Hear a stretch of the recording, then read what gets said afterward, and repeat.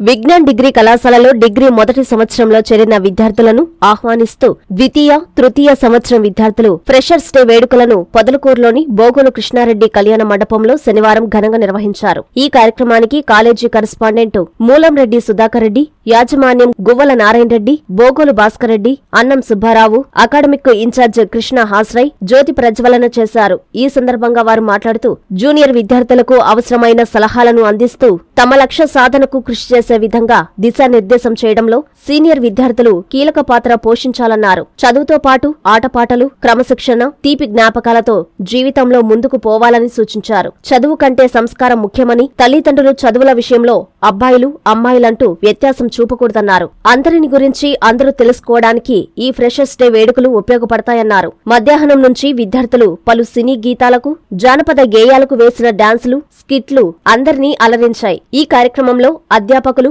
అధ్యాపకేతర సిబ్బంది పాల్గొన్నారు. ఎందుకంటే 1 వీక్ ఇదే ప్రోగ్రామ్ ని హడావిడి చేస్తున్నారు. Games, sports, songs, quiz programmes అని క్లాస్ లాస్ట్ సోమవారం నుంచి మండే నుంచి నేను క్లాస్ బంద్ చేయించాను.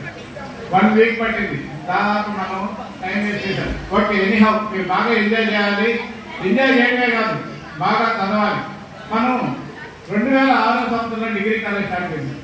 ఇప్పుడు దాదాపు ఎన్ని సంవత్సరాలు? 17 సంవత్సరాలు.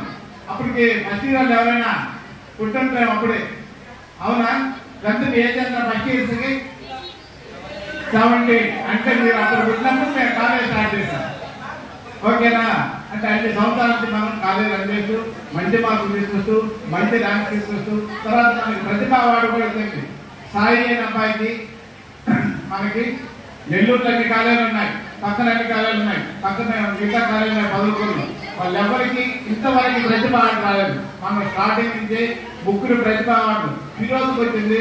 వెంకయ్యకి, తర్వాత సాయి అయిన అబ్బాయికి మనకి ప్రతిభ అవార్డు పొందడం అనేది మన యొక్క కాలేజీ యొక్క గ్రేట్నెస్ అని కూడా చెప్తున్నాను. తర్వాత అందరూ కూడా ధన్యవాదాలు.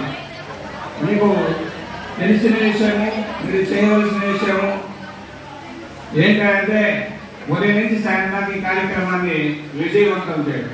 కాబట్టి ప్రతి ఒక్కరు ఈ కార్యక్రమాన్ని పేరు పేరున మీరే గమనించి దీన్ని విజయవంతం చేయాలని కోరుకుంటున్నాను.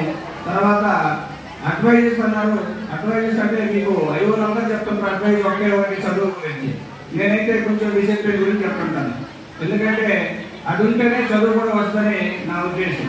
కాబట్టి ముఖ్యంగా మీరు చేయాల్సింది అంటే తక్కువ నేను మాట్లాడడం, సెల్ ఫోన్కి దూరంగా ఉండండి, తల్లిదండ్రులను గౌరవించండి. ఈ రెండుంటే మిమ్మల్ని మీరే గౌరవించుకుంటూ దేశాన్ని ముందుకు నడిపించగలని భావంతో మీకు నేను తెలియజేసుకుంటున్నాను. Thank you. కొనసాగండి.